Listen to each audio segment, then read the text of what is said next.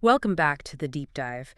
We're peeling back more layers of heartfelt harmony today, picking up with Nyla and Brody's really fascinating journey. Great to be back.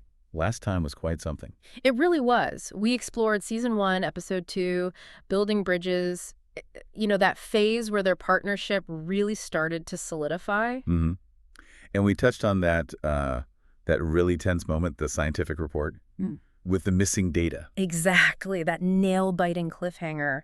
And while the show doesn't spell out every single step they took to fix it, I mean, the narrative just screams resilience, doesn't it? Oh, absolutely. It powerfully implies they push through, Nyla and Brody, with that determination we see again and again, driven by that core shared passion they have. Yeah, that deep desire for a better future. It seems like that kind of massive adversity, it doesn't actually stop them. It makes them double down. It sharpens their focus, definitely. Right. And it really showcases their unique ability, their dynamic in facing challenges together, professional ones, personal ones. It really does. And that resilience, that absolute commitment to bridging the science and law gap, it was forged in those trials, wasn't it? Precisely. It wasn't easy sailing that solidified things. It was navigating the rough waters.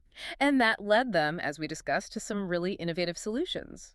Actual breakthroughs born from successfully merging Nyla's scientific insights with Brody's legal strategies. Which, importantly, caught the eye of local leaders. That Yeah. wasn't just, a nice compliment. No, not at all. That recognition was critical, wasn't it? It validated their whole interdisciplinary approach. It really did. It basically gave them the green light, set the stage for everything that happened next. Their launching pad, you could say. And that's exactly where we're headed today. We're diving into how those solutions started gaining real traction, how that local attention paved the way for Season 1, Episode 3, Expanding Horizons. Moving from local heroes to a bigger stage. Exactly. So, buckle up, everyone. We're tracing their path from building those initial crucial bridges to stepping onto the national scene and, well, seeing their friendship deepen significantly, too. Let's get into it. Okay? So our sources on Heartfelt Harmony, they point to the beginning as, well, almost deceptively simple, their first meeting at a community seminar about climate change. Right, but it was anything but simple in its impact. You can picture that room, can't you?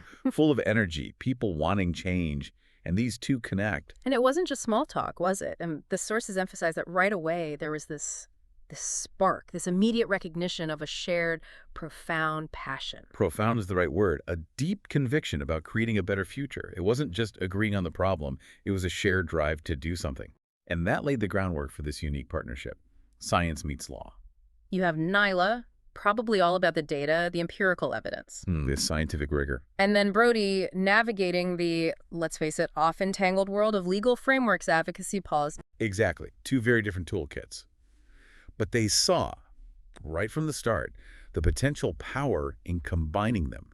Not just talking theory, but aiming for tangible results. And they didn't wait long to put it into practice. That vision became action pretty quickly with their first joint community project. Yeah, the sources stress how pivotal this hands-on experience was. It wasn't specified exactly, but imagine them tackling something concrete, like, say, innovative water conservation for cities in dry areas. Something needing both smart science and clever legal maneuvering. Precisely. And this project, it forced them out of their comfort zones. They had to genuinely understand the day-to-day realities and, frankly, the frustrations of each other's fields. You can just picture it, can't you? Nyla trying to figure out why zoning laws are holding up vital sensor placement. Or Brody needing to get his head around the precise scientific thresholds for, say, water contaminants in a legal brief. It builds empathy. It really does. That mutual insight, understanding the why behind the other's challenges, it fostered this deeper strategic alignment.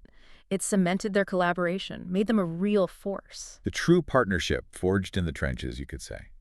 And it was this early work, this success, that led to something, well, unexpected. Oh, something beyond the project itself. Yeah, something bigger. The sources talk about this short, kind of raw video clip that came out of the project. Okay.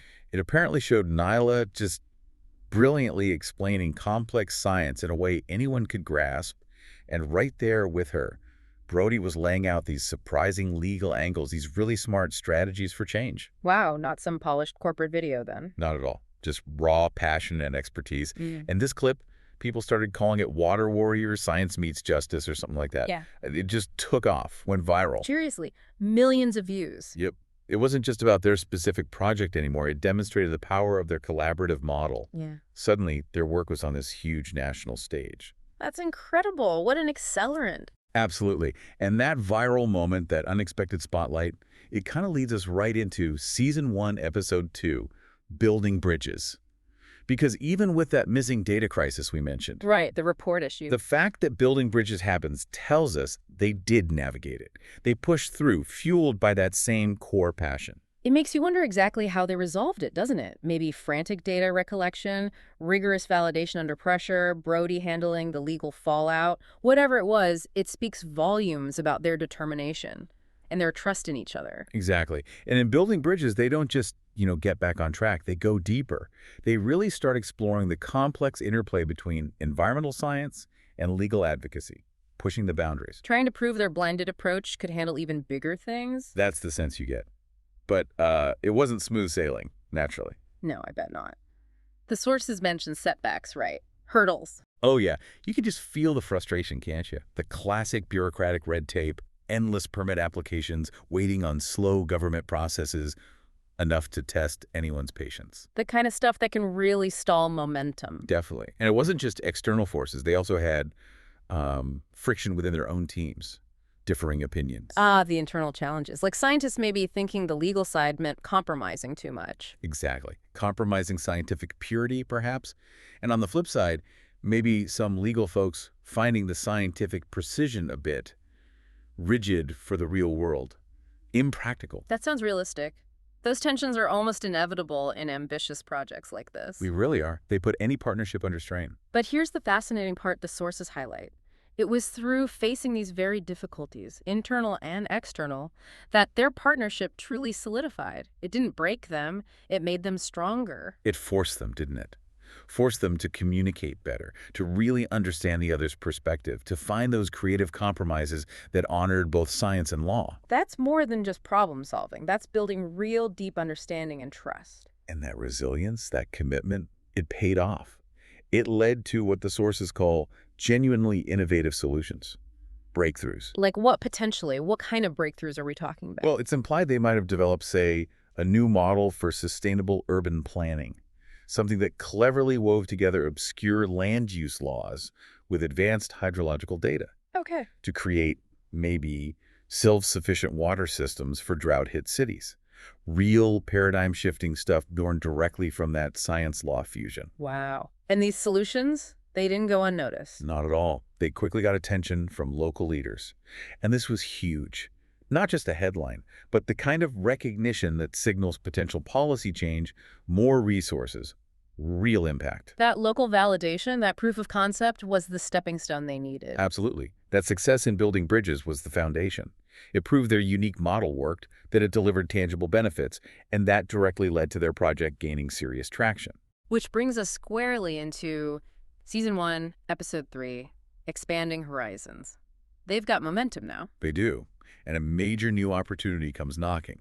The sources talk about an invitation, a big one, to present their work at a national conference. Okay, that's a significant leap, isn't it? From local recognition to a national platform. Huge. This marks a real expansion of their influence. They're not just solving local problems anymore, they're potentially shaping national conversations. And what's key here, it seems, is they weren't just there to show off results, right? Exactly. They were sharing their methodology, their unique way of integrating science and law. They were essentially teaching others how their passion translated into scalable, real-world impact. Trying to spark similar collaborations elsewhere. Precisely. It was about inspiration, about demonstrating a new way forward. And this conference, it became more than just a presentation. Much more. It was where their network truly started to explode. They connected with all sorts of people, other professionals, advocates, community groups who just got their vision, resonated with it deeply. Finding their tribe, so to speak. You could say that. It led to this growing network of advocates, people fired up about interdisciplinary collaboration. It wasn't just about making contacts. It felt like the start of a movement. Building on that synergy they embody and drawing on that early empathy they developed back in their first project. Yeah, those early lessons in understanding each other's worlds really paid off here. It helped them connect with and foster this wider community. Now, Expanding Horizons also takes a turn, doesn't it? It delves deeper than just the professional wins. It really does. Up to this point, the focus is largely on the work, the shared passion, the external challenges.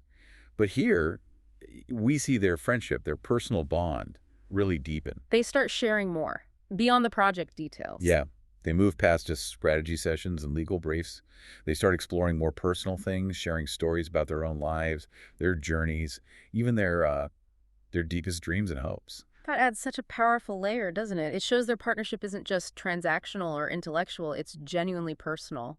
Incredibly powerful. It highlights this profound trust and understanding they've built, forged through that shared purpose, yes, but also through that empathy, that willingness to see the world through the other's eyes. And you get the sense that this personal connection, this trust, is actually part of what enables them to tackle increasingly complex environmental issues. It's part of their strength. I think that's absolutely right. It's the bedrock. And this deepening bond, it really throws that resilience we talked about into sharp relief. Mm. From navigating that data crisis to dealing with bureaucracy and even internal team disagreements. Yeah, all those hurdles. It suggests their ability to face challenges together, whether they're professional setbacks or personal vulnerabilities, is what makes their partnership so robust, so capable of driving real change. They're truly partners in every sense. It's not just a work arrangement. It's a compelling trajectory. Seeing how that initial shared passion, built upon by mutual understanding and tested by adversity, propels them from a local project to potentially igniting a national movement. Indeed.